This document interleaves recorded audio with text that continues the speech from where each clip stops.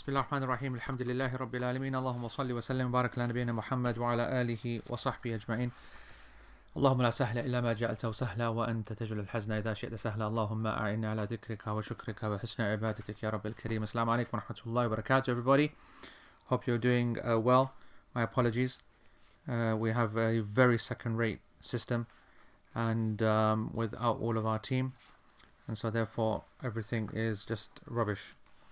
But anyway, alhamdulillah, we've got started now, and let's hope that no lights go off and no anything else happens, and we're going to jump straight in. So the last time that we were in our text of Sharh al-Mumti', it was on page 303. Is this fixed? Here. This is it.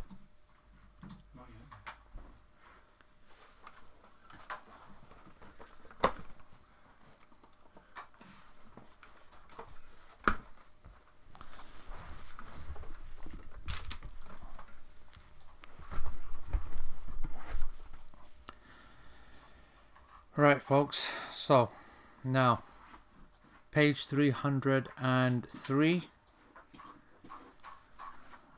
Righty ho, good. We've got everyone. Good to see you, Mahbub. Good to see you, Suleiman, and everybody else. Right, so what we're going to be covering today is the next pillars. So the 4th, 5th, 6th, 7th, we're going to be going into the list that we're talking about. These are the pillars, the essentials of the prayer. فأركانها القيام والتحريم والفاتحة والركوع والاعتدال عنه والسجود على الأعضاء السبعة والاعتدال عنه والجلوس بين السجدتين والطمأنينة في الكل والتشهد الأخير وجلسته. I don't think we'll go any further than that. Its pillars then, the pillars of the prayer are to stand, qiyam, okay, then the opening takbir, at-tahrima, then the fatiha, which is what we covered the last couple of sessions, and then to bow, that's what we're going to cover today, and then to return to the standing position after bowing, then to prostrate on the 7 limbs, then number 7 to sit back up from prostrating, and then number 8 to sit between the 2 prostrations, and then number 9 to be in a still, relaxed state during every action, and then number 10 the final tashahhud, and then maybe number 11 to sit during the tashahhud. Okay, so that's what we're going to inshallah cover in today's session. So we're going to be starting on page 303 of the commentary, and it says وَالرُّكُوعَ هذا والركن الرابع. So this is the 4th rukn. This is the 4th pillar of the actual prayer itself. And what does a rukn, what does the ruku' mean? Remember, we've done all of the details of all of these actions. So you might be thinking, hold on, why are we going so quickly through Fatiha, Tahrima, the ruku', the different kind of, all of the different actions of the salah itself. Why are we going through them?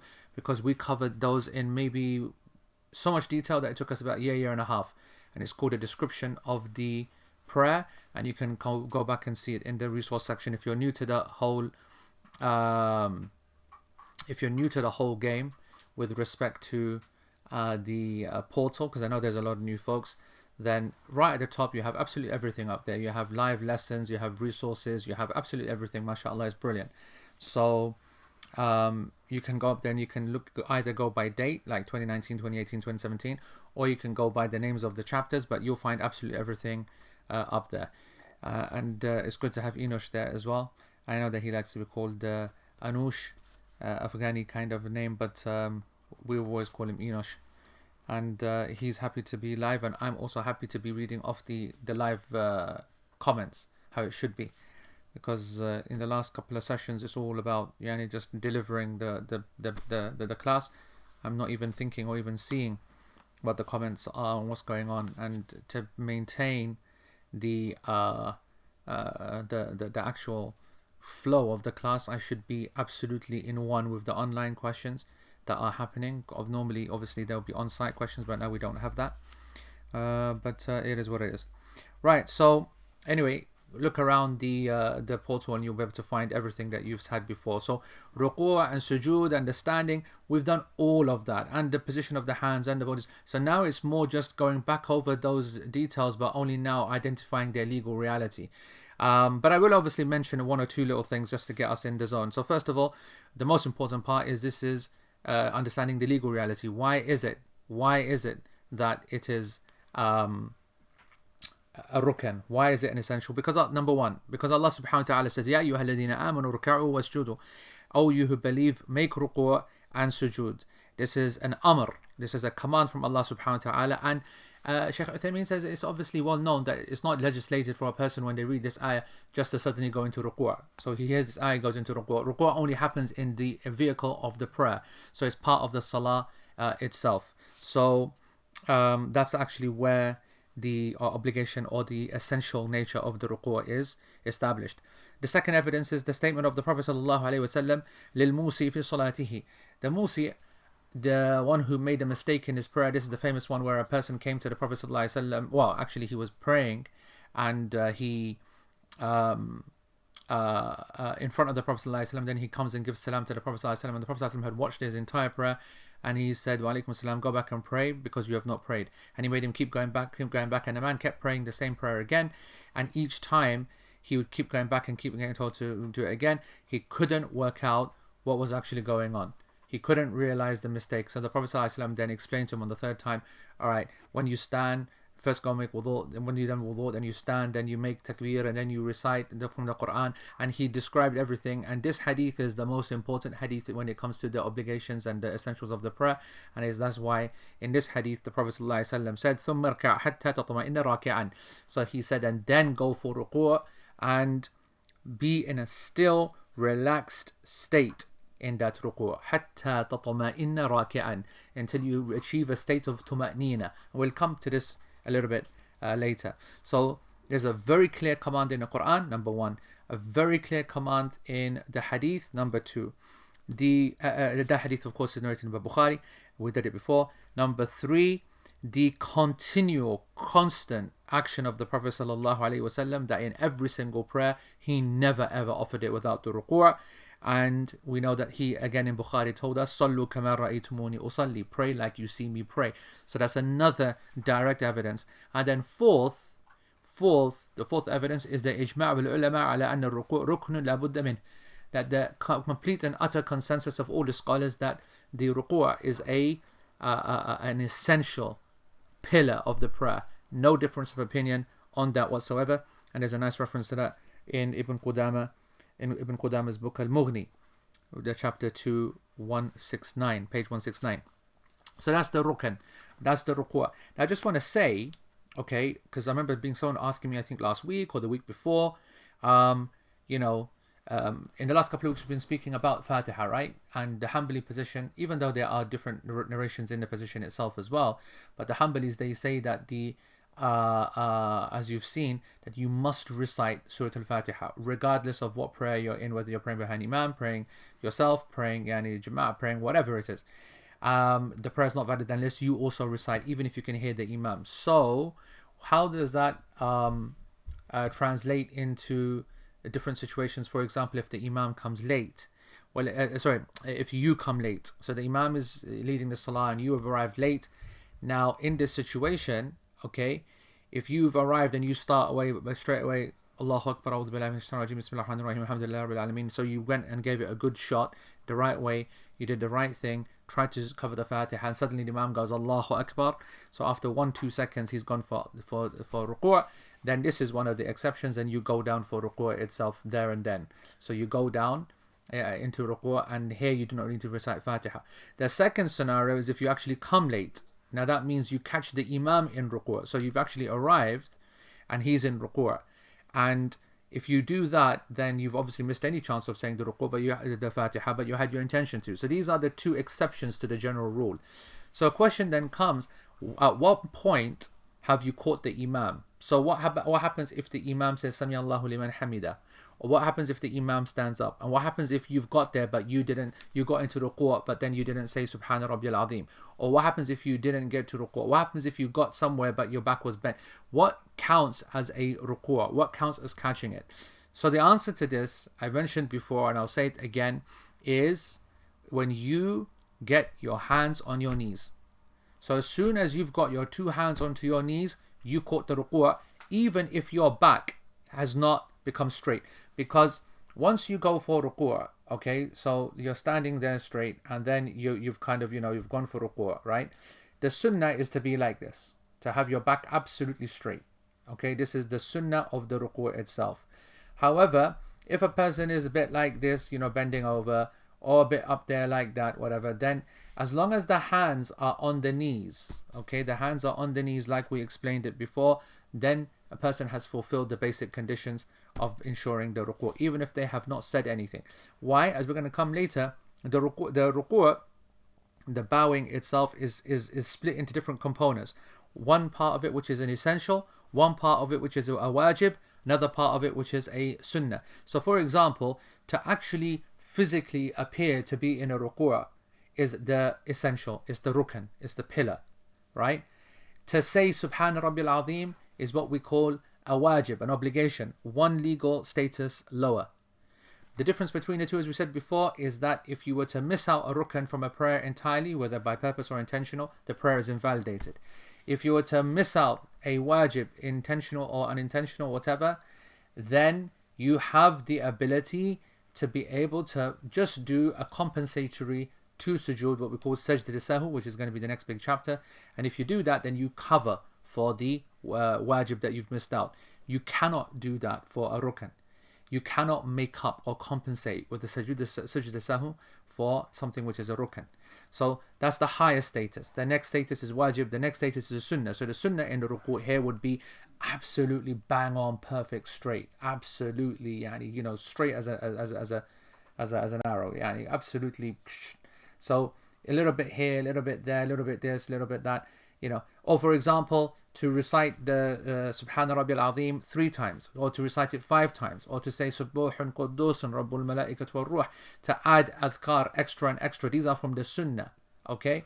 So I want you to know that every action of the prayer is divided into these components, and the essential rukniyah, the rukn of the pillar of the bowing action itself is just to physically get there. And what does it mean physically to get there? To get your hand, according to most scholars, especially in the Hanbali school, and this is the position Shaykh Muhammad Mukhtar Shanqiti, that you get your hands onto your knees. As long as you get your hands onto your knees, even if your back is not got there yet, okay, then you have caught the rukn. Awais, alaykum assalam wa barakatuh, said, did you just say that you can miss a wajib intentionally or unintentionally? Sorry, correct. I don't mean intentionally. It's never allowed to intentionally miss any aspect of the prayer. Any intentional, like I'm going to go into the prayer and I'm definitely going to miss this, is invalidation of the prayer and a sin. So well spotted, Awais. I meant unintentionally, okay? Unintentionally missing a rukn, you have to repeat that act and a sajda sahu. You can't compensate for it. Unintentionally miss an obligation, okay, well done, Nu'man is there as well, everybody's awake, at least they're noticing that I said intentionally. Unintentionally, if you miss an obligatory action, you don't need to repeat it. In fact, you're actually meant to leave it. You've forgotten it now, or you missed it, leave it. At the end, you do the compensatory 2 sajda and it's job done. Intentionally doing any of that, as Nu'man and Awais have pointed out, is a haram act, it's a sin and a invalidation of the prayer as well. So that's just an interesting point, because a lot of folks then to say, all right, so now I understand how I feel, that I made the ruku' or not. So there's 2 aspects to this, isn't it, in catching the imam, what you do and where he's at. So as far as you're concerned, as long as you are able to get into the hands on your knees position, okay, then, okay, once you're able to get there, at least you know that I don't need to have to say Subhana Rabbil Azim. You have to say it, of course, but what I'm saying is that now you've done what you needed to do as a minimum. Now it's over to the imam. If the imam is saying Sami Allahu liman hamida, okay, already he's moved on to the next obligation of the prayer, or he's standing up. Now here's where this is a problem, and this is what the scholars differ over now. I want you to understand, yeah, you have the imam in ruku'. then the Imam, he's going to stand up. And as you're going to see in a minute, the next rukn of the prayer is the standing up. The wording Sami Allahu liman hamida is actually an obligation in the prayer, not a rukn of the prayer. That's why some of the scholars said that it doesn't matter if he says Sami Allahu liman hamida for two reasons. The first reason is because it is obligation, not a pillar. And the second is because he has all of this time from here to there to say it. Now you could have a person, an imam, who is fully straight in the ruku' and he says Sami Allahu liman hamida. Then he stands up. So he blagged you basically. He was still in ruku' and he said that. The other way around, if a person stands up, okay, if you stand up like this, right, as in you come straight up and stand up, then what he's done there is that he has, according to the differences within the scholars, he didn't do the action itself in a moving position. He didn't do it in the state of moving rather, and he did it whilst he was just standing. And as we covered before in the description of the prayer, that these statements are happening during movement. Our class position is that they happen during movement. So are you meant to follow the sound or are you meant to follow the movement?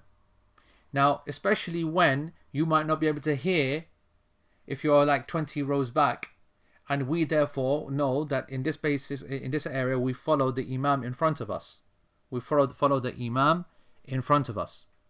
And on this basis, when you follow the imam in front, it's not going to be the voice that you see, but it's going to be the action that you actually see. It's going to be the action that you actually see.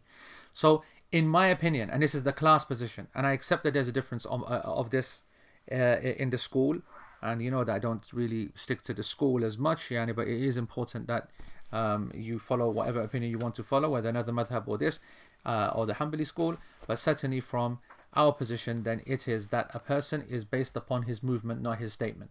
And so if the Imam says Sami Allahu liman hamida, it's not as important as him actually standing up. So if he stands up, then for me that's missed.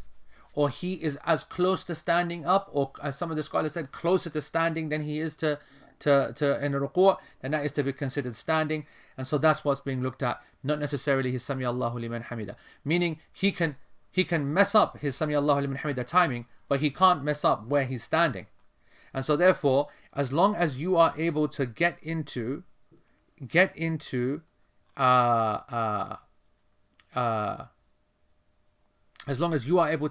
position before he stands up entirely, this is the ruku' court, even if you don't say Subhana Rabbiyal Azim. Right, let's have a look at some of the points here. So Haris says, what happens if the Imam has risen but hasn't said Sami Allah? So this is for me a person who can go into ruku' and he's got it. Okay. Naeem says, missing the arkan unintentionally nullified that rak'ah. Yeah, this is the Hanbali position. Okay, this is, or rather I should say, this is one of the, if I can't remember if it's the dominant Hanbali position or one of the riwayat, but this is definitely well known from the Hanabila. I.e., you have to repeat that particular rak'ah if you are still. No, Naeem, unless I have misstated it, I didn't say that missing arkan unintentionally nullifies the prayer. I didn't say that. I said that, I said that missing arkan, let me get it right. Missing arkan unintentionally and then not compensating for it means that the prayer is invalidated. Why? I don't mean that it invalidates the prayer. I mean if you then finish the prayer, if that makes sense. I think we're both saying the same thing, but you're focusing on a person remembering. And then, so what I'm trying to say, tell me if this makes sense, Naeem, if what I'm going to explain now. You're saying missing arkan unintentionally nullified that rak'ah, not the entire salah. I.e., you have to repeat that particular rak'ah if you are still in the salah. Taslim not done. Correct. I completely agree. But that's also what I said as well. What do I mean by that? I mean that if a person does not do that action again within its own rak'ah, then the prayer is invalidated. That's what I mean. So actually what we're saying is the same thing. Now, we're not going to cover today how you do that, okay? Because that itself is a discussion. So for example, let's say you missed the ruku' in the first rak'ah and you remember it in the fourth. right? So there's discussion now amongst the fuqaha that do you just do another one extra and that's it? Or because order is an obligation, you have to go back to the very beginning and then start it from there. My point is, is that the prayer, if you unintentionally miss a rukn, your prayer is invalidated if you do not make up for if you do not replace that exact rukn. Do you agree? That's the Hanbali position, what I just said there. And that's the position of, I don't know of any scholar that doesn't say that. But I think we're kind of 6 of one and a half dozen of the other. Right. What about the people who chill at the back in Ramadan and catch the first ruku'? Is this not similar to intentionally missing prayer pillars and wajibat of the prayer? So that's obviously what every kid does, and maybe some adults as well. Allahu ta'ala a'lam. Is that something which is permissible or not? It's a difficult one, that, to be honest. I don't want to get involved in that kind of discussion because they're not even in the act of prayer. It gets a bit messy, all right? Because if they were in the act of prayer, then of course it's something impermissible. But if a person's not even praying, then I don't know, makruh, haram, what they're doing, their intention is all messed up. It's all messed up. But a person shouldn't do that. Of course, a person should. As we're going to discuss later on, that's someone playing around with the prayer. That's like, he's playing games. I'm going to sit and chill, let him get over the really long part whilst I'm sitting down, then suddenly just get up for the ruku'. I mean, it's a joke, isn't it? Sheikh, you are saying Sami Allahu liman hamida, but are moving your hands upwards. Do you mean Rabbana wa lakal hamd? Yeah, Sami Allahu liman hamida, Rabbana wa lakal hamd is what is said whilst you are coming up, when you are hearing, or when you are coming up, meaning after you've heard what he has said, you are responding to the actual point, right? So Hadith is saying that if the Imam is in the process of standing straight, is it a point of being stood up completely straight? No, I don't think it's completely straight, because who's to tell what is 100% arrow straight? But what we're talking about is that you are looking at a person and you're roughly standing. If you recall a miss rukn towards the end of a rak'ah, I forgot to say Ameen in Fatiha and remember in sujood, do you get up and repeat the entire rak'ah, or stand, repeat the miss rukn and go back to your position? Now, like I just said right now, that's going to be something we're going to cover later. Okay, not now, because that's a complete separate section, number one. Number two, Ameen is not a rukn in the prayer. So let's just be clear on that. Okay, if you missed Ameen, there's no problem. Number three, just for now, my position is that you have to go back and repeat that raka'ah and what follows after it. And as I said, scholars differ over that, so we're going to cover that in detail. So, because order for me is important. Naima said Jazakallah, so I think we both agree on that point. Adil, so to be clear, if we remember mid-prayer, do we do sajda hisab or repeat that raka'ah? Slightly confused. Like I said, Adil, that's going to come later, okay? But just for your purpose, if you forget a rukn of the prayer, you should do it there and then carry on the prayer from where that was. That is the position that I hold and that I will teach as the class position. But as I said, there's a difference over that and we'll discuss that later. So we skipped over the reasoning for the exceptions of reading the Fatiha for the two scenarios. We didn't actually. We covered it by saying that the Prophet ﷺ said, Man adraka al-ruku' faqad adraka al-raka'ah. This is a clear nas, as we said. It's a clear text which specifies the hadith that there is no salah illa bi fatihatil kitab or illa bi ummil kitab, that there is no prayer without the book, the opening of the book, the mother of the book. So that obligates the Fatiha. Then you've got another hadith which says that if you've caught the ruku' and you've caught the raka'ah, the only way to combine that is to understand this as an exception. We did actually cover that. Latifa says, but for females who are unable to see the imam, I guess the voice will be important. So this is where the discussion comes. But first of all, let me just explain to you, you do not need to see the imam. Yani just like you don't see the imam, the females, neither do the men see the imam past the first row. Your imam is the people in front of you, right? So you get an idea. But you're right. That's why, and you remember over the last few years, I have been mentioning this from once we started talking about the imam and in congregations, that the imam has a huge responsibility. That's why I always say it's not right just to say, you're Hafiz al-Quran, you go and lead the prayer. He's a 15-year-old, 10-year-old, doesn't know nothing about the salah, doesn't know about the fiqh, doesn't know about leading, doesn't know about experience, doesn't know about what actually happens in the real world. So in the real world, for example, there are people who are,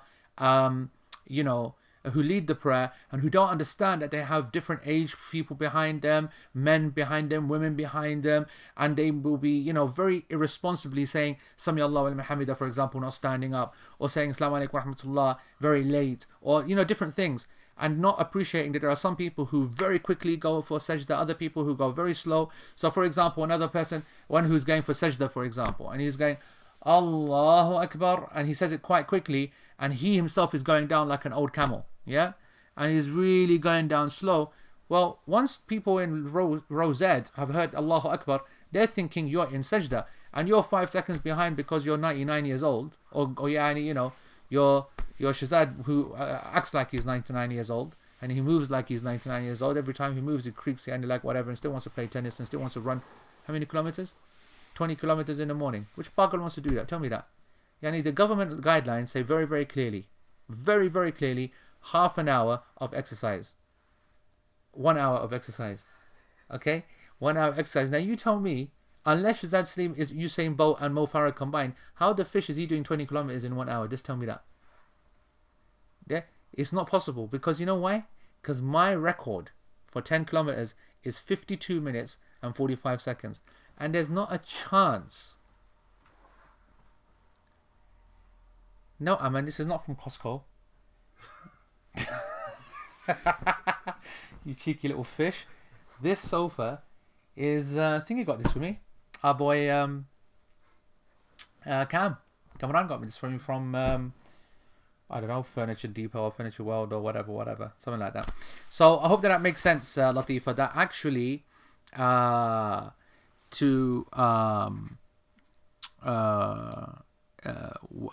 the idea of who you're meant to follow at what different time, okay? Salma's trying to work out which crew is allowed to gather in the house. This is the difference, Salma, yeah? We're cursed with well, I don't want to say what we're cursed with, but you know, the situation is that we don't have the A team, we have the B team. We have Shazad's representatives, and his fans. Right, anyway. So, when discussing those who are exempt from the obligation reciting Fatiha, you cited a hadith where you said that the Prophet ﷺ said, I can't even read that at all. I'm sure it's the hadith, Man adraka, yeah, bring it. Man adraka al-ruku' faqad adraka al-raka'a, yeah.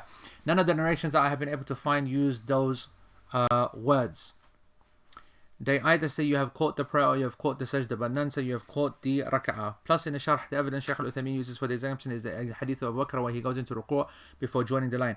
I just wanted to clarify whether you misspoke or am I just not finding the hadith you're referring to. So this hadith I think has, from what I know, has, I don't know, multiple routes of narration. So for example, if you want to have a search for it, look for the narration that we learned when we were young is Man adraka as-sujud wal-raka'a wal-ruku' faqad adraka al-raka'a. So for example, sometimes it's not even got that neat kind of description of Man adraka al-ruku' faqad adraka al-raka'a. That is the imported meaning of the hadith, as paraphrased. Now obviously that's a whole different school of thought, whether it's allowed to paraphrase hadith or to take portions out and to leave portions. So for example, I never quote in the famous hadith Man adraka al-ruku' Man adraka as-sujud wal-ruku' faqad adraka al-raka'a, because the sujud here just confuses people when you're trying to explain it, and I'm only explaining it for the sake of the issue of the raka'ah itself. Okay, but you're right also, the hadith of Abu Bakr, by the way, Maisa, did we not discuss that?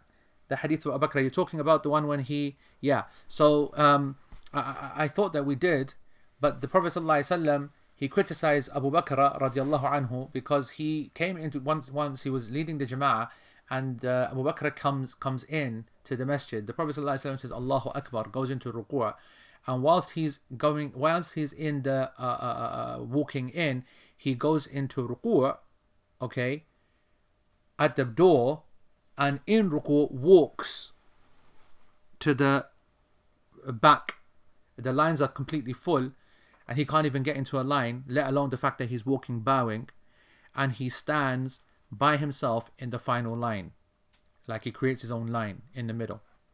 And so therefore when he's in that position, he then makes the ruku', then he comes up and he finishes the prayer, and the Prophet ﷺ then hooks him up afterwards, which is one of the miracles of the Prophet ﷺ, that he's able to see these things. And he told, the hadith states that he said to him, don't do that again. Don't do that again. Couple of things is, and you're right, Mesa, I don't think we did mention this hadith. I don't think we did. This is one of the primary evidences that it is sufficient to not recite Fatiha in this scenario when you come late. One, because of the evidence that I said, whoever catches the ruku' has caught the raka'ah, so that obviously means that a person did not obviously means that he did not recite Fatiha. But this hadith is even clearer, right? Because if he said to him, Abu Bakr, don't do that again, and didn't make him repeat the prayer, well, he's telling him not to do what again? Whatever he is, then the scholars differ over what he was told not to do again. One thing we do know is that he didn't make him recite the Fatiha. He knew that he didn't recite the Fatiha in that raka'ah, right? And he didn't make him repeat it, which means that it's acceptable to not recite the Fatiha in that particular situation. So that is a very direct, clear evidence. Okay. Number two, the interesting thing about this hadith is that the scholars differed. What did it mean? Don't do that again. Some said, don't walk in your ruku'. You can't go into ruku' and walk. Some said that don't do where you go and stand in the prayer line by yourself. You must not stand alone by yourself. Some said it means both. So the scholars differed over that. But basically, we said before that if there is no space, then it's completely permissible for you to start your own new line by yourself. That's absolutely fine. And as for walking in the prayer, then one should not walk in that manner. And that's what the majority of the scholars consider. So anyway, I hope that those two hadith make it clear that a person does not need to recite Fatiha. Right, okay, I think we're clear on the ruku' as well. Right, and we're up to date. We're up to date on that. And there's some few references there for the hadith as well. But just to make it clear, Mesa, I don't know which versions Naeem and Rayhan have posted, but there are a number of versions of this hadith. Okay, a number of versions. And by combining all its turuq, it is authentic. Alright, so now, where are we now? وَالْإِعْتِدَالُ عَنْهُ, is that where we are now? Yeah. وَالْإِعْتِدَالُ عَنْهُ on page 304. So now, the next rukn is to stand up from the ruku' itself. This is the fifth pillar of the prayer. And Shaykh says, I wish that the author had said الرفع منه, to rise from the ruku'. And he says that because that's something which you do before you stand up. And that's actually what the hadith states as well, because the Prophet ﷺ said, ثُمَّ ارْفَعْ حَتَّى تَعْتَدِلَ قَائِمًا, then rise up from the ruku' until you are standing straight. That's what the hadith of the Prophet ﷺ states in Bukhari. Rise up from the ruku' until you are standing straight. So the point being that we should have mentioned to rise and stand straight and to call it one. You remember, like I said a couple of weeks ago, I said that don't ever get too caught up. Yani, this is one of the reasons why I don't take madhahib so seriously, because they are people who are speaking to their students, always trying to make things easy for them, and they're great tools, but they're not the objective. They're the means, right? So, it's quite acceptable for a scholar to, like Shaykh Uthaymeen, he should carry on and say, right, so as far as I'm concerned, the rafa' is one rukn, and to stand up straight is a different rukn, right? And whereas someone will say, you know what it is? Standing is enough for me, because you can only get to standing coming through raising. Another one will say, well, you know what? I'm gonna combine both of them into a statement, but they're all considered to be. It's one person's 5 is another person's 7 when it comes to these issues. So we don't take these too seriously as long as we understand the actions themselves. Okay, and Shaykh Uthaymeen makes a really interesting statement. He explains why the author didn't say then he rises from the ruku', and that's the next pillar. Why did he say he stands up straight? Because rising from the pillar, right? If you just leave it at that and you say that the fifth pillar is to rise up from the ruku', if you left it at that, then theoretically, what's the next one? Sujood. So then you could do this. So this is you in ruku', yep. You rise and then you go straight down for sajda. Like we see so many people, so many paks, so many uncles, so many people praying like that, yep. Whereas if you say then you got to stand up straight, then you're not going to stand up straight without rising anyway. But if you stand up straight, then at least you have prevented this action where you kind of go up into a lazy kind of stand, then come straight back down again. Because people don't bother going up and standing straight, allowing the body to relax, breathe. ربنا ولك الحمد حمدا كثيرا طيبا مباركا فيه ملء السماوات وملء الأرض. Yani doing all the adhkar and the dua that should be done at that moment. They're not giving themselves a chance. They're just like, Sami Allahu liman hamda rabbana wa lakal hamd, Allahu Akbar. When I teach fiqh salah, I give the example that it's almost like they've got one of these big elastics stuck to their chest and it's stuck to the ground and as soon as they lift themselves up, it's kind of pulled them right down to the ground again. They don't even allow themselves to stand up, which is a disgrace, obviously. So Shaykh Uthaymeen is saying the reason why he didn't say he rises up is because just in case someone would believe by reading this as the first time, not looking into any commentary, that it means he rises and then doesn't need to go and complete it standing and just go straight into sajda. I hope that makes sense to you. Okay, so that's the reason why the mu'allif, and obviously the best thing to have said would be he rises up from the ruku' until he's standing straight. Now let me just make it clear that in some of the schools, especially in the Hanafi school, to stand up straight is not from the arkan, according to some of the riwayat from the Hanafi school. And there's some difference on what is the established position or not, which is why it's a little bit difficult, even though it's the right thing to do, to advise people to stand up straight, because even the Ahnaf consider it to be from the obligations but not from the arkan. Okay, they said that to stand up straight is not from the arkan. A person's prayer is not invalidated, or that raka'ah is not invalidated if a person just does that whole pack. That's where it comes from, by the way. That's where it comes from. So they come up a little bit and then they go straight down. They don't even stand up properly, which is not right. And we need to obviously correct that. And correcting that means, first of all, implementing it ourselves, slowing our prayer down and doing it all properly, and establishing not just the arkan but the wajibat and the sunnah in every single action, and then teaching others as well. So in the hadith of Bukhari and Muslim, in a Sahihain, the hadith says, ثُمَّ ارْفَعْ حَتَّى تَعْتَدِلَ قَائِمًا. So then raise yourself until you are standing straight. What is the evidence of this? That hadith that we just mentioned, the hadith of Abu Hurairah, in explaining the story of the one who erred in his prayer, that the Messenger of Allah ﷺ told him to do this in the prayer, to stand up, to raise himself and then stand up, and stand up completely and absolutely. Okay, there's an exception to this. All right, if you're reading the book, then the exception is there, but I am putting it out there, a quiz, a wet kipper to the one who gets it right. And a wet kipper is a delicacy, so let me just make that clear. Who can tell me what the exception to this rule is?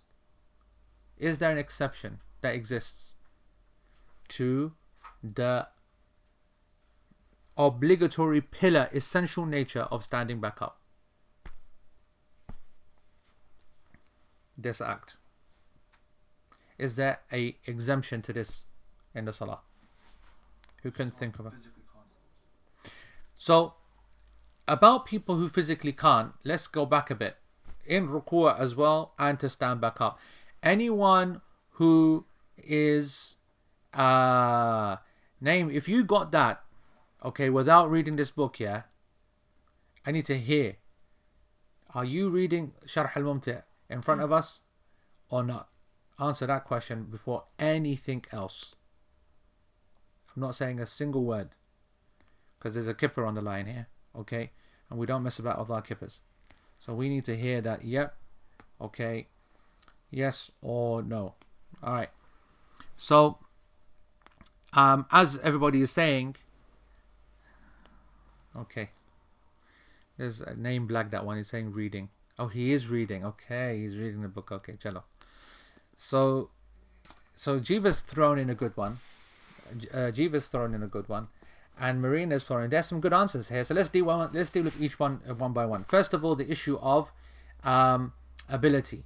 Okay, if a person has a problem with his back, okay, a problem with his back, meaning that they just physically can't, then the ruku' doesn't need to be completely straight. It's as much as you can do, and likewise standing up is going to be as much as you can do as well. Okay, so so that's off the table. That's a given. You do not need to stand up straight, or even go into ruku', or even sajda, or even any of the actions of the prayer if you physically can't.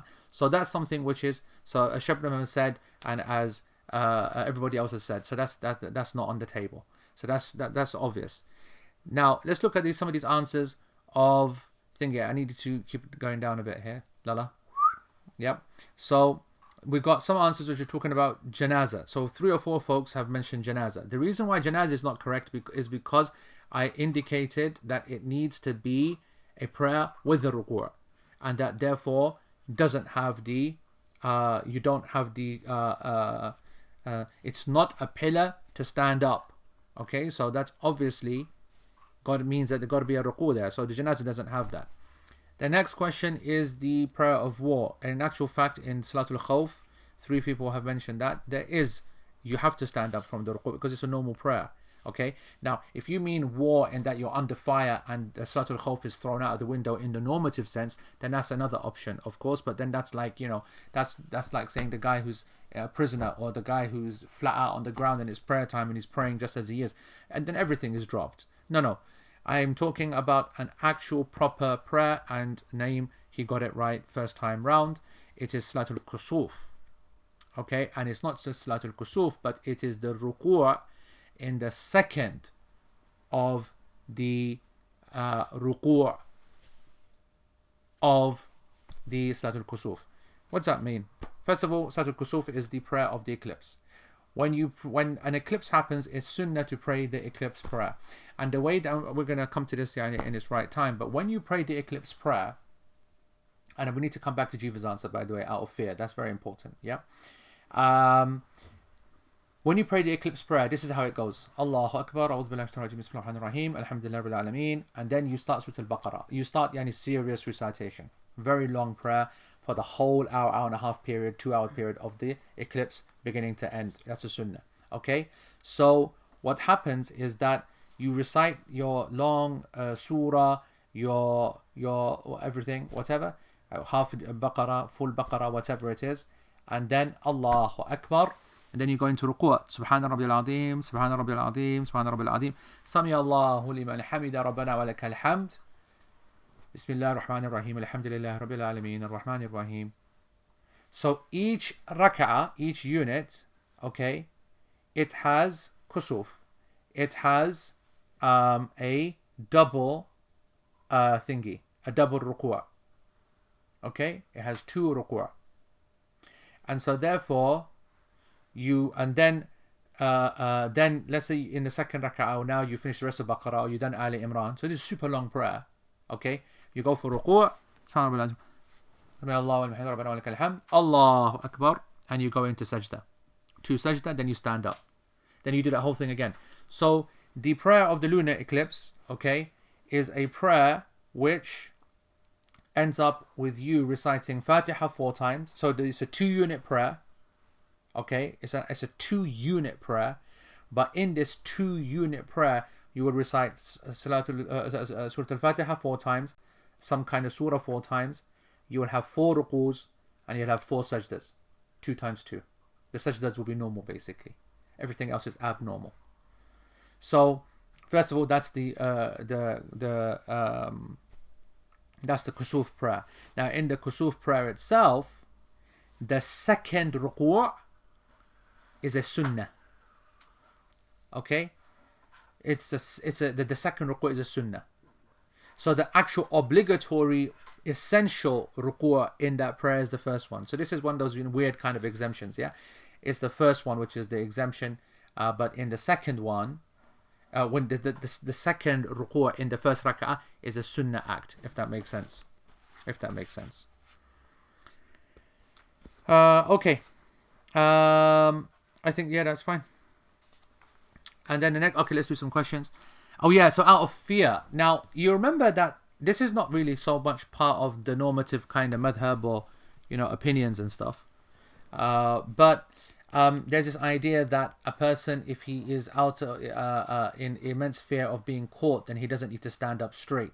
So it's not really the issue of standing up. So we gave the example that there's someone that is running away from a dictator or someone who's trying to kill him, and he's in a field and it's time to pray. But if he now prays standing, even though he's completely fine, he's not mobile, it's an obligatory prayer, so he has to stand and pray it properly. But if he stands up, then he'll be above the fence and he'll get caught.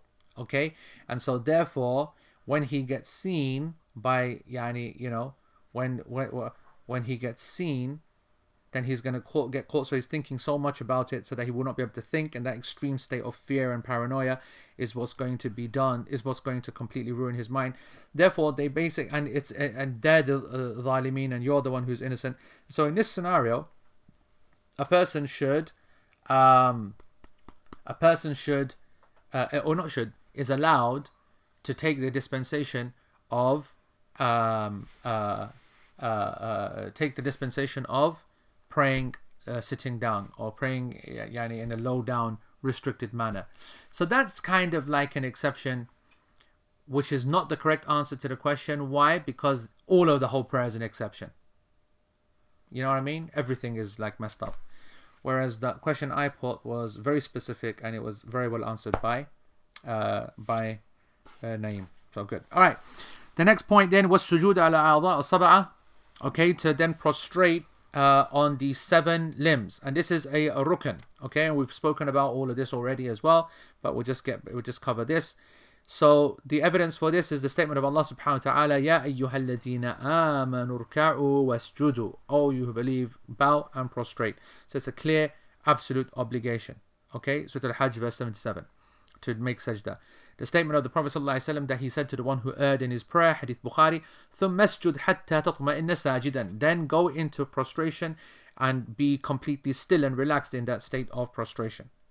And the third one is the same as last time, the continuation of the Prophet ﷺ. Every single prayer, never did a prayer without it, never ever must be. Number 4, the ijma'a and consensus of the scholars, even though Shaykh Al-Uthaymeen doesn't mention that, but that's an absolute consensus. Okay? And of course, it's not just prostrating, but it's got to be done in a very specific way. And we've again go back and you'll see that it's got to be done in order. And that's my position, that you should go down knees first, and then hands, and then whatever.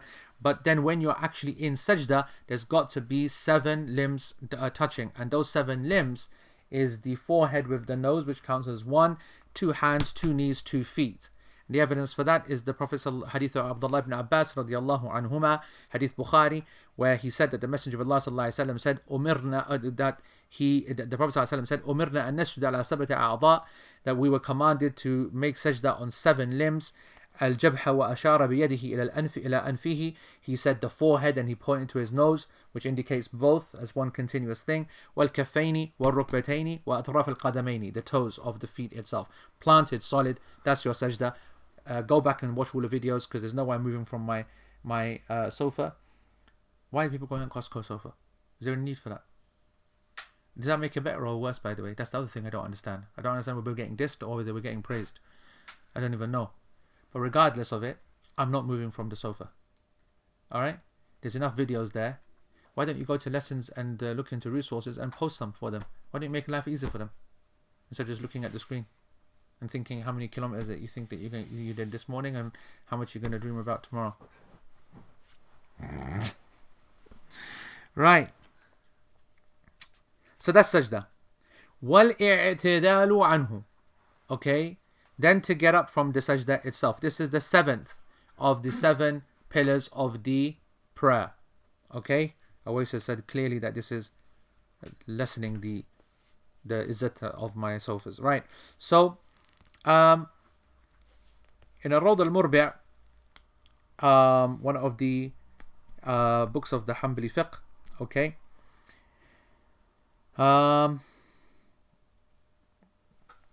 there's some discussion about this. In actual fact, what is this referring to, or why, or what does it mean to stand up, to get back up straight, and so on.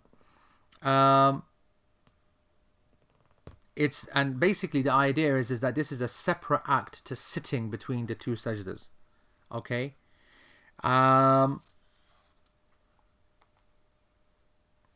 And even though it's a separate act, but it's not possible to be imagining, just like I said earlier on, that this act occurs except with these happening as a precursor to it. Okay? لأنه لا يتصور جلوس بين السجدتين إلا باعتدال من السجود. Okay? But as I said to you before, some scholars will say that the sitting up straight itself is a rukn in of itself, and the sitting in that position, remaining there, is itself a rukn itself. So let me give you an example of what he means. He goes, for example, someone say, hey, so you're in sajda. Imagine you're in sajda. And someone goes, oi. And you quickly step up to have a look, who's calling you. Or there's a danger. Or someone says, run. Or someone says, fire. Yeah? So if you're in sajda and someone says, fire, and you get up to quickly check where's the fire, where's the animal, where's the lion, where's the X, where's the Y. This act of you getting up and now you being in your position is an act which never had a niyyah. So it's not actually the act of getting up for the sake of the salah and for the sake of Allah itself, but you got up because of danger. You got up because, there's some kind of problem, right? And فيقوم بغير نية ثم يجلس. It happened before without an intention, and then he sits down. فهنا حصل الاعتدال بدون نية ثم بعده جلوس وعلى هذا يلزمه أن يرجع للسجود ثم يقوم بنية. So he basically said that a person who gets up like this, he's able to do that without a niyyah. So there was two acts that were kind of skipped, even though in the conclusion you actually got there anyway, right? So what we got now right here is a person got up for the wrong reason, and now he actually needs to, ironically, once he realizes no one around or he's safe, he actually needs to go back to sajda and then say Allahu Akbar. And not just because of the Allahu Akbar, but he needs to say Allahu Akbar and get up with an intention to sit up straight and relax and then remain seated there in of themselves. Now, as I said to you before, you could argue, do you need to have the niyyah to, is this two, is it separate? Is it enough to say raising? Is it enough to say sitting? Is it enough to say get up straight? And these are just discussions which are semantic, frankly. All right, so for me, I'm not too fussed, but I'm happy to go along with the idea of separating them up, that he raises up from them to sit up straight, and then he remains seated. I'm happy with that. But it's important to understand that they are definitive, intentional acts of worship. You have to intend to sit up and to sit. Now, I'll give you an example. Sheikh Uthaymeen mentions a person that he's standing up and he needs to go into sajda. Yeah? Now, he's come up from ruku' and he faints. Not faints. Let's say that he gets up so quick that he gets like a rush to the head, blood rush, and he just collapses. And he collapses effectively into sujood. The scholars said that he's going to get back up and do that again properly, because he's not actually gone down to sujood, he fell down. And the falling down unintentionally is not an act of worship that is allowing him to have gone down to sujood properly. لأن هذه الحركة بين القيام والسجود لم تكن بنية, because this action did not happen with an intention. So he must go back up and then come back down again. فالظاهر, Sheikh says, what I'm going to go with, and what's more apparent to me, أن الأولى إبقاء كلام الماتن على ما هو عليه فيكون الاعتدال والجلوس كلاهما ركن. And he goes that basically, let's just stick to the fact that what the author has said, which is that to raise up from the sajda and stay straight is itself a rukn, and then to stay seated there is also a rukn, which we're going to come to now. How many minutes? Okay, we've still got some time. Right, let's just quickly do some questions here. Right. Did you say that our knees must touch the ground first when we go into sajda? Now, this is allowed. It's allowed to do both. To go hands first and to go... And it doesn't nullify the rak'ah at all. Ideally, if you go back to the section on the description of the sajda, you will find a long discussion about it. But both is absolutely fine. It used to be now chocolate. It's sofa. Fatima, we will speak about whatever we possibly can just to get our mind off the text itself. And of course, the big C. Costco sofa, because Sheikh, you have stated you like buying in bulk. So maybe thought... Cheeky little fish. I don't buy my sofas in bulk. But I like the idea though. I like it. Right. Is it authentic that the females are to differ in the sajda position? Limbs to be closer to body. So Zenat, we've covered that in detail as well. And the answer is no. We believe that yes, in the Hanbali school, in fact, all of the four schools consider the prayer of the female to be something that needs to be combined, but that's not the position of Shaykh Uthaymeen, not the position of Ibn Taymiyyah, not my position, and not the class position either, but it is the Hanbali position. Okay, but we'll come back to that later. We're not going to come back to that later at all. Sorry, we've covered that for weeks and weeks. Again, you find it in the description of the prayer, or just become friends with Maysa and she'll tell you exactly where it is. Is saying the adhkar in sujood also considered a wajib? Fahim asks. The answer is yes, and we'll come to that later. So the rukn itself is just the act of being in the prostration. Correct. That is correct. Fahim, correct. Ayaz, what happens in a situation where a person makes a mistake in the prayer, doesn't realize it, so that they both make... Ayaz, you're asking questions that you know that are not coming up now, and I already told you that's coming up in a second separate section, so you want to behave yourself. Right.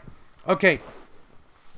So the next one is al-julus bayna sajdatain. Okay, the julus bayna sajdatain, to sit between the two sajdas. هذا هو الركن الثامن. This is the 8th rukn in this whole list of essentials of the prayer. The Prophet ﷺ, evidence for this is the Hadith Bukhari, the one he said to the one who erred in his prayer, ثم ارفع يعني من السجود حتى تطمئن جالسا, and then rise up from the sajda until you are sitting مطمئن, يعني relaxed, calm, serene, chilled in your sajda. This tuma'nina, which we're going to come to in a second, is essential. Okay, relaxed. So this is the evidence that you must sit down. Now, the sitting, the Prophet ﷺ here did not describe what the sitting needs to be, how it needs to be done. Okay, he did not describe how the manner of this sitting is. However, we have covered that in huge amount of detail, the different versions. But if any kind of sitting will mean that the prayer is valid. But there's a sunnah way of sitting. As we said, you come back up, left foot yani flat, which you sit on, and then your right foot in a state of nasab, yani up like that. This is something.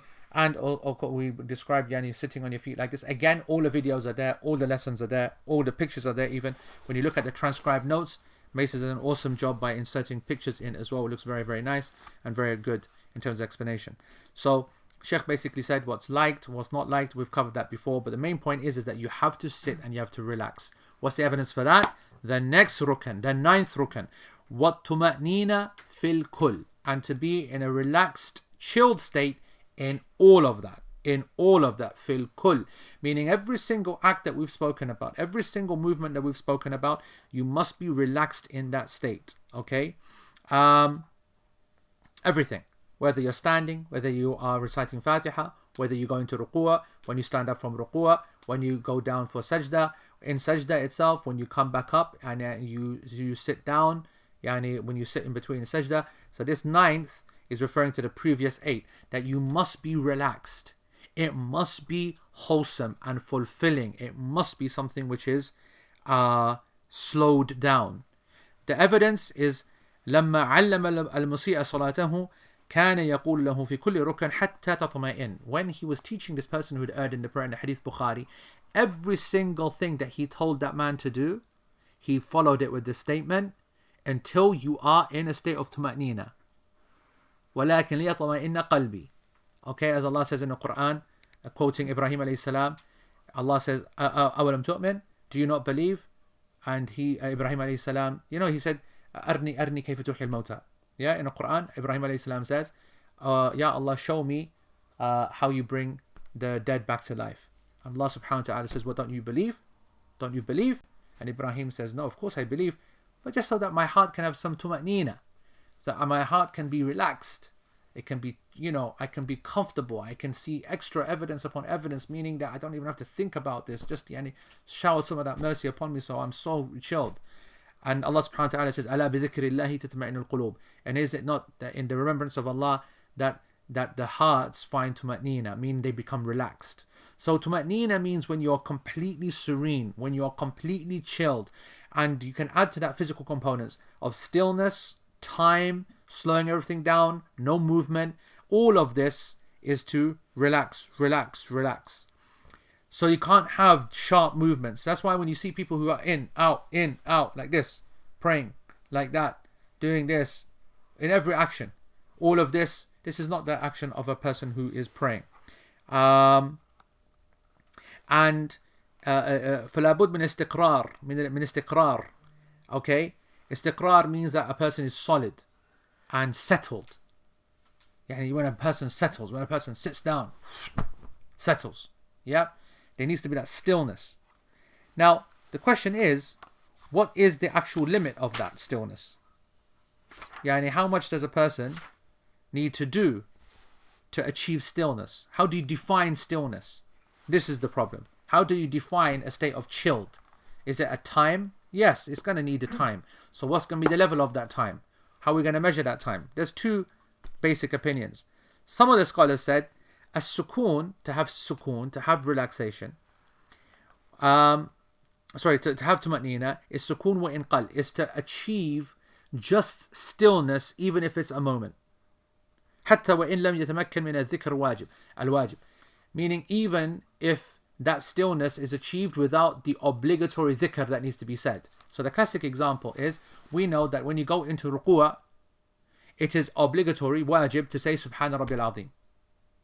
Subhana Rabbil Azim is 1 second. It's probably half a second actually. So a person could go into ruku' for a quarter of a second. So let's say he comes into ruku', goes in and then straight back out again. So he gets the straight back and straight in, but he only stays for a quarter of a second. And the minimum time taken to say Subhana Rabbil Azim is half a second. So he actually achieved stillness for a period of time less than the obligatory dhikr that he needs to say in that pillar action, in that rukn action, if that makes sense.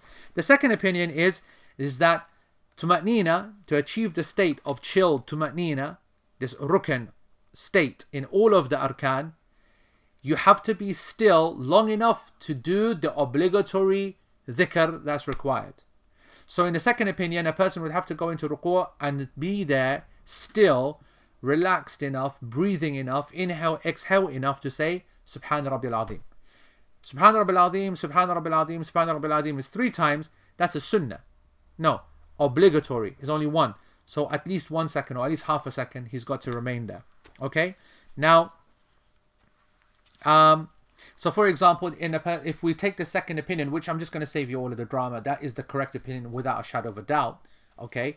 But let's just explain that this would mean that a person would have to remain still in their prayer for at least, when he comes into ruku', Subhana Rabbiyal Azim, to at least be up here for Sami Allahu liman hamida or Rabbana wa lakal hamd if he's praying behind someone else, to go into sujood and be there at least for the time to say Subhana Rabbiyal A'la, and to be sitting in this place at least for the time to say Rabbi Ghfirli. Okay, this is basically the Hanbali position. This is a class position as well, that this is a bare minimum, but we'll come to this in a second. Okay, Sheikh says, what if a person was to say, is there actually really a difference? Is there really in reality a difference between a person who stays still for a quarter of a second and staying still for half a second? Okay, Sheikh says absolutely there is. There's a big, massive difference. لأن لو سكن سكونا قليلا, if a person was to remain still for less than the time that it takes to do the dhikr wajib, and then carries on in the prayer, he has to ثم استمر في صلاته فعلى القول بأن الطمأنينة هي السكون وإن قل. Then Sheikh says that the prayer is valid for this person. The prayer is valid. However, he has to make sajda sahu because he forgot to do the sajda sahu. He forgot to do the he didn't realize that he didn't say the obligatory dhikr. As we said, if you miss out an obligation, you have to make sajda sahu. His prayer is valid though. Okay, his prayer is valid. So that's in the scenario that the first scenario. The second scenario, وعلى قول بأنه لابد أن يكون بقدر ذكر الواجب. If we apply the opinion that sukoon can only be achieved, tumanina can only be achieved if you have stillness to the level or the length of time that you have to be able to say one dhikr, obligatory statement of dhikr, then if a person did the first act, meaning he did it less than, then the prayer is invalidated. So the prayer is not sahiha. Let alone sajda sahu, whatever. The prayer itself has been invalidated because he did not fulfill pillar number 9. I hope that makes sense. I know I kind of went a long way round, but I hope that makes sense. And that's why the scholars they went into this detail and they made difference between a person who says the dhikr and the one who doesn't say the dhikr.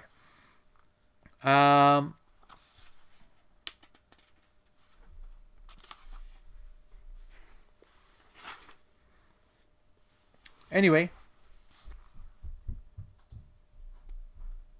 Sheikh Yani summarizes position like I want to, which is very straightforward, which is that the correct position is that الطمأنينة بقدر القول الواجب في الركن. This is Yani what is the correct position. That a person must be able to say the obligatory dhikr. And that's for a number of reasons. First, because the dhikr has been made obligatory is there for a reason. But practically because, as the Sheikh says, يعني هي مأخوذة من يعني this طمأنينة is there من تمهل يعني والاستقرار. يعني meaning that this state of comes from being still, firm and established, and anything reducing that, minimizing that, and leading to what's almost a constant flow action is going against that. You can't have constant flow. Whereas if you're having something settled,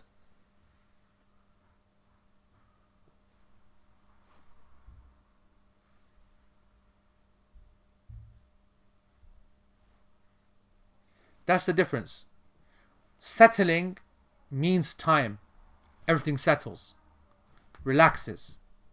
And I always say that the way to measure it, practically speaking, for those who are struggling to understand, is at the very least you have to do the basic dhikr, obligatory, and I add an extra physical dimension, which is that you should be able to breathe in and breathe out.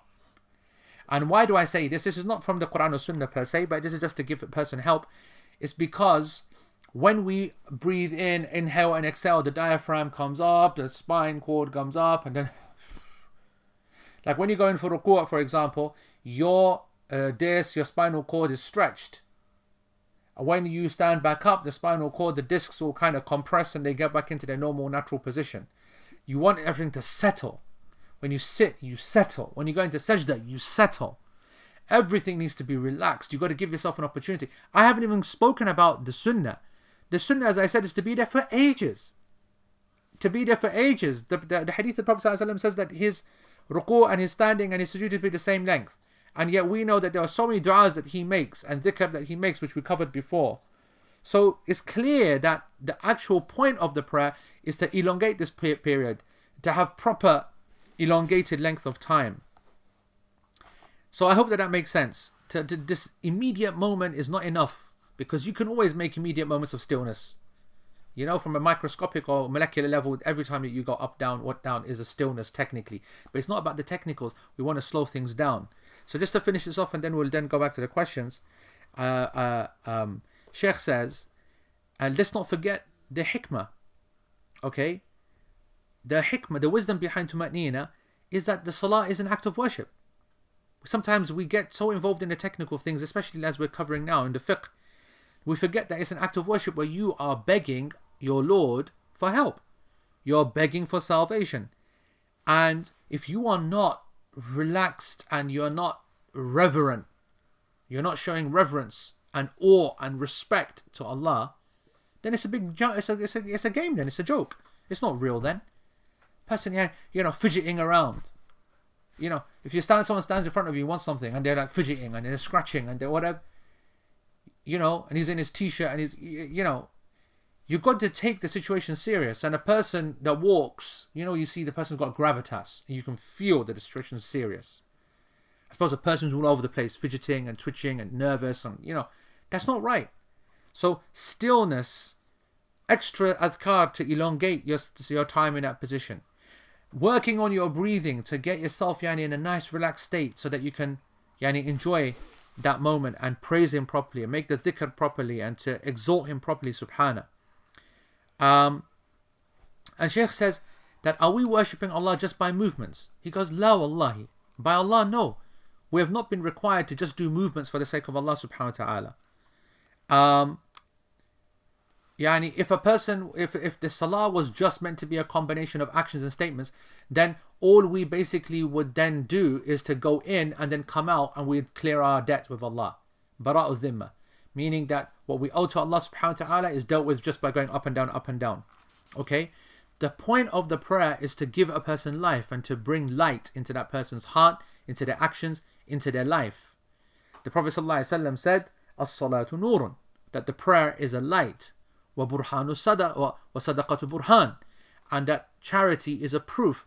Yani, you don't give charity just because the sake of it or because you got a lot of money or whatever. Sadaqah you give to prove your commitment to Allah, that I don't just walk the walk, I don't just talk the talk, I walk the walk as well. I put my money where my mouth is.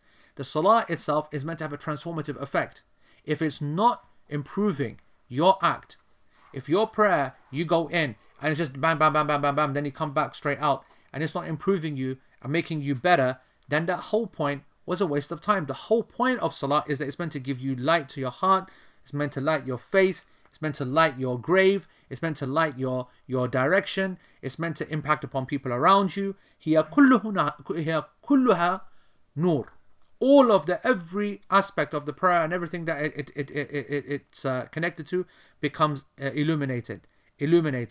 And if you do not achieve that, then the prayer is deficient, and there's no doubt about that. And that's why some of the Salaf, the early founding fathers, used to say that if the prayer does not stop a person from fahsha and munkar, if a person is continuing to sin and do haram acts and illegal acts and sexual acts and desirous acts, and the prayer is not stopping them from doing that, then the only thing that the prayer did was to make them further away from Allah. That prayer only pushed them further away from Allah, because it didn't do what it's meant to do, because Allah subhanahu wa ta'ala says, وَأَقِمِ الصَّلَاةَ إِنَّ الصَّلَاةَ تَنْهَى عَنِ الْفَحْشَاءِ وَالْمُنْكَرِ. Establish the prayer. Indeed, the prayer, it prohibits, it staves off, it pushes away fahsha and munkar. This is something which is absolutely confirmed. Inna, I mean, indeed, that's what the prayer does. And so if it's not, it means you're not praying properly. If you're not praying properly, you might have the most perfect technical acts, but if it's all one just big fluid act with the right statement said in the right time, but it's got no life to it, it's got no soul to it, it's got no light, then that prayer is a waste of time. It didn't have the impact upon you. You did not pray like you were meant to do. All you did was try to technically tick the box. And the prayer is not just a requirement to save your backside. The prayer is meant to improve your relationship with Allah, meant to improve your behavior. It's like we were saying, we see in these times, Muslims, and we're talking about Muslims, so we focus on Muslims. This is the last point now. That, in this whole hoarding and pushing and, being greedy, whatever. These are people who go to the masjid and praying at home and praying everywhere, and you think that this, and then they go out there and they do acts like that, or they fraud, or they lie, or they steal, or they pretend, or they whatever they do. It's just not possible for a person who's a praying person to be doing that kind of acts. So this is a reminder to us, and it's an important reminder, especially now that everybody's at home and becoming now more dependent upon themselves. Normally you're praying behind the imams, praying nice and sweet, you can relax, but now everybody has to stand up for themselves, and you've got to make sure that the prayer is an experience where you prepare for it beforehand, before you go in, that you work out what you're going to say in terms of the surahs, that you revise them, not only so that you don't make mistakes, but you understand what they mean, and that you can reflect upon them when you're in the prayer, that you make lots of dua, that you read about what's happening around and the situation of the Muslims, and therefore that in your dua you picture them, you visualize them in the prayer. When you're making your dua, you keep that foremost in your mind. Anyway, the Shaykh basically says that in summary, أن الطمأنينة لابد منها فهي الخشوع فهي والخشوع روح الصلاة في الحقيقة. That this stillness in the prayer and this humbleness, humility in front of Allah, and knowing He's in front of you, and not closing your eyes and ignoring Him, but showing that respect and that reverence by keeping your eyes open and lowering them down, which is the height of respect, that completely ridding of arrogance, putting the most valuable thing that you've got onto the floor. All of this is a declaration from you that you are taking this seriously, and that we all must improve in that, not just the legal parts that we've been covering. Right, let's do the questions. Lala, come and get this stuff off the screen. Come down. Come on. Right, down. So, how does down? How does someone do wudu and pray if they have physical disability and reduced mobility? So the answer to that is you do it as best as you possibly can, to your physical ability, and if you are unable to, then you get someone to help you with that. To pour water or to physically help you in that sense. So that's something which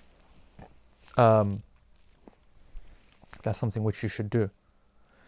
Zenat is saying, what's the difference between 7 and 8? 7, as I said to you before, the actual act, for me, is neither here nor there, same thing. But as I explained, a person could get up without actually wanting to and then stay there. So he's in sajda, someone shouts, fire! And he gets up and he sits there and he looks. Then he just says, okay. Then he goes down for sajda the second time round. So Shaykh is saying that both are acts of worship. The getting up is an act of worship. We say Allahu Akbar and you do it, I need to get up. And then you sit separately, you just sit. So both need to be done. Alright, down, Lala, down. Right, down. Other way, bro, down. Right. And now up to, okay, no. Right, when we sit for the final tashahhud and we start at tahiyyat, and then doubt how many sajda was done, what's the next step? So you make a decision, you got to think about that, work it out. We're going to come to that later, of course, but at that moment you have a good think, and if you can work it out very easily how many you've done, then you've missed some out, then you work out where you missed it and you go to there and you start the prayer again from there. That's my position. Then you make sajda sahwi afterwards. Okay, but like I said, this is not for now. Wouldn't it be impossible for someone to do the half rise and stabilize in that position, if the premise is that we stabilize in every action position? Yes, maybe that could be argued, maybe, but I think you could probably technically get out of it by saying a person could, for example, rest on his hips, or could be, like there could be some ways, I'm sure. So if you go into ruku' and just as you place your hands on the knees, at the same time the Imam comes up and says Sami Allahu liman hamida, and you're not sure if you caught that raka'ah, would you then make this raka'ah again to be on the safe side? Or would you only make it up if you're 100% sure that you didn't make it? No, you don't need to be 100% sure, but if you believe that you didn't make it, okay, if you believe that you didn't make it, then that's all that's enough. You don't wait. But if you are there and you touch your knees and you hear Sami Allahu liman hamida, that's good. But if you're not sure, then of course it's best to make it up. Of course, if you're not sure, it's best to make it up. Yeah. What about the Ahnaf? They don't say anything between the sajdas. It's not about the necessarily, like I said, it's qadr dhikr al-wajib. It's not dhikr al-wajib, Rayhan. Yeah, it's not to have to say the dhikr, because as you said, some people will disagree, right? Some will disagree on whether you need to say dhikr or not. But at least you will know what the amount of the dhikr is. At least you will know the length of time.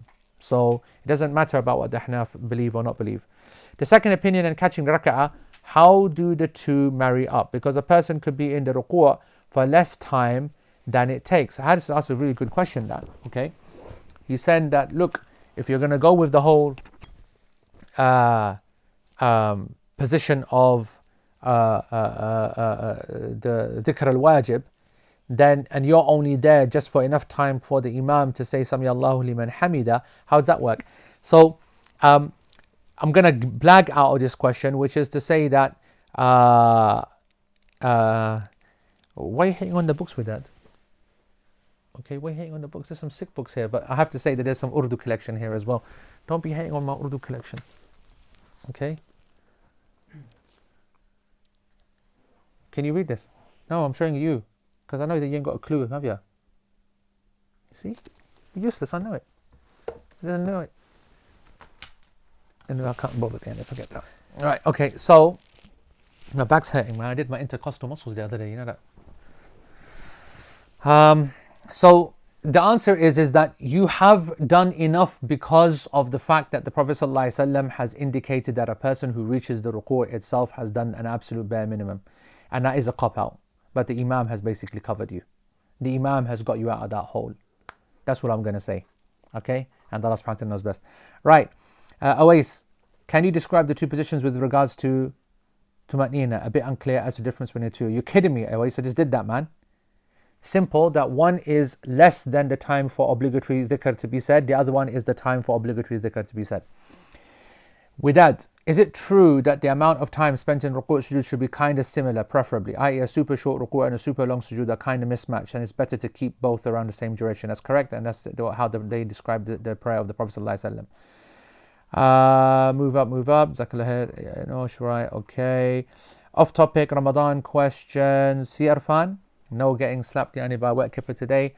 Can we pray with your eyes closed for better concentration? Answer is no. Maryam, I explained that in a lot of detail. Okay, a lot of detail. So please go back to that. Not that many lessons ago, by the way. You should not do it. It's not haram, but it's got to be avoided. Okay, Fahim asks, as a hafidha, can one's wife stand behind the imam in a jama'ah holding the mushaf to correct the imam if he forgets during Taraweeh prayer at home? Oh, as a hafidh, sorry. As a hafidh. So you're the hafidh leading the salah. Can one's wife stand behind the imam in a jama'ah? If it's just you and your wife, then that's where she stands anyway. And if you're saying that can she correct him, then I don't like that, the mushaf being used by an adult. I don't like that even in the nafil prayer. But if it has to happen because there's no one else to check the quality and the correctness, then I think it's okay. But not in obligatory prayer.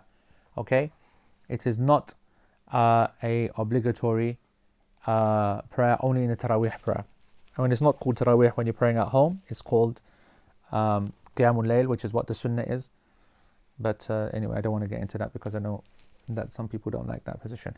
My mom has or could not fast the last 2 Ramadan due to an illness. If she recovers next year, does she have to make up all the fasts? I think that if she is someone who has not got a permanent illness, then she needs to make them up, yes. If it's not a permanent illness that one does not require to not believe that they will recover from, then that's my position. Okay? And Allah knows best. Come on, Allah, come on. I'm sorry to... is it possible that Abu Bakr was reading the Fatiha whilst walking up the line? It's possible. It is possible. But he's in ruku'. Okay? He wasn't... While he was walking towards the line, he was walking in ruku'. And was referring to catching the rak'ah, referring to catching the barakah of the rak'ah. What does that mean? No, because as far as we know, he didn't stand up to catch. He didn't stand up to do any extra prayer. Okay. Yes, there are schools that require the reading of Fatiha no matter what, and they are Jamiyat Al Hadith. I think they do that. Okay, Jamiyat Al Hadith. They consider that to be a requirement. Ghassan, yeah, we miss Ghassan, man. Let me remind you, okay, that Ghassan is your savior from every angle, by the way. You would not be doing 20 kilometers or 10 kilometers or any kilometers if it wasn't for Ghassan. Okay, standing there like a model when you and someone else looked anything but a model. Ghassan, I think you said before that making wudu with cold water is a rewardable act. Does that apply even if you have the option of using warm water? I think so. Ghassan, you know what? I put this on the other day and my wife said to me that that this thobe is older than our marriage. This thobe, I seem to, that's according to her. Obviously women know these silly dates about what's long or what's long. How long do I know how long marriage is? All I know has been a bloody long time, isn't it? Yeah? Yep. Flipping long time. And all I know is that my girl remembers that I had this before her. So then it deserves respect. Something that came into this house before her deserves respect. That's all I will say. Widad bookshop tour, bookshelf tour even. Good to have you back, Widad. Okay, you were being wasted in Cambridge, but you destroyed our circle. You put Nazar upon our circle, man. Honestly, man. Bought the big C and that was it. Game over. Yara, 1 minute of silence for the closing of 00. Catastrophic, to be honest. Let's finish with some fun. Let's finish with Zinat and her struggling issues. Zinat not messing about. Why should we not take the longest standing madhab seriously? She's gone right in. She's not interested in flapping around, bro. She's like, you know what? I'll teach you. Zinat, you know what it is, yeah? Okay. You need to first of all understand what I mean by don't take them too seriously. By that, I mean that everybody should be studying a madhab to get themselves onto the game. But then you get to a stage where you just feel that, yep, that's as far as it goes. and this whole idea of I'm not referring to blindly following them, but following your extensive research. Of course. Like I said, Zinat, unfortunately, you've come in at a time where I've been saying that statement for 7 years, 8 years, so it has a lot of meaning behind it. You should definitely be following a madhab, which is why we use the Hanbali madhab fiqh itself, but I am never, ever going to obligate any people to the exact text, and I'm more than happy to allow this to be flexible. There's some Pukhto books in there, Nahid. There are some Pukhto books in there. Alright, people are going to get bored now, be me just chatting. Oh, right, so Shazad has done something. Anyone using the iOS app on their iPhones and iPads need to update their app via TestFlight, otherwise it will stop working soon. A new build version has been released, and if you open up TestFlight, you'll be able to update it from there. I didn't know that. 1 second, let's open up TestFlight. So go to your phone, type in TestFlight. Okay, I've opened up TestFlight. Okay, update. Expires in 81 days. Oh, sick. Alright. We'll have some of that. You know what? My Wi-Fi. Oh, right. My Wi-Fi is in the wrong thingy. Right. South Africans don't mess about, man. Marina is saying you could always try making your own pizzas. This is Marina. She's the voice of reason. Time to be creative and get in the kitchen in the absence of 00. No point sulking. I never heard anyone who says it like Marina does. Doesn't mess about. She just doesn't mess about. No point sulking. Problem is now if I say to her that I can't, she'll say, then what? What are you saying? That your wife's got to cook it? And it is. She is that woman, and I'm not going to get in her way, because I don't get in the way of people like that. You know what I mean? All I'm saying is that it's not me alone who's sulking. The world is sulking. There are many people cried today, by the way, over that. Okay, it works fine. Okay, folks, it's there. It's alive. It's sick. It's a wicked app, that. Okay, TestFlight. You got to open up TestFlight and prophetic guidance, whatever. Lala, how can I see anything when you've gone and taken the whole screen off? Okay, let's thingy. No, Zinat, you're not being difficult at all. I'm just saying to you that there's not a chance that I'm going to answer that question in the detail that I have done it. Right, anyway, I'm just saying that you don't take the statement too seriously, that's all. Okay, if I was very serious about that statement, I wouldn't be telling you to do anything like that. All right, okay. Right, there is only one masjid in over 100 kilometers radius. They're using calculation for the moon for Ramadan and Eid al-Fitr. What to do? What do we do? Yeah, I think that if it's actually, I'll tell you something. I haven't thought about this question yet this year, because normally our fatwa is, of course, to go with the community, whatever opinion they're using, because all of this has got some ijtihad in it, all of it. Okay, this year there might not be an Eid prayer and a Ramadan prayer, so the definition of community might be defunct, which would mean a change to our fatwa, which would mean that a person can then follow an opinion that they feel to be correct, which normally we would reject. Even the correct opinion we'd put to the side in order to maintain unity. If there's going to be no unity because everybody's praying by themselves at home, what's the point of unity?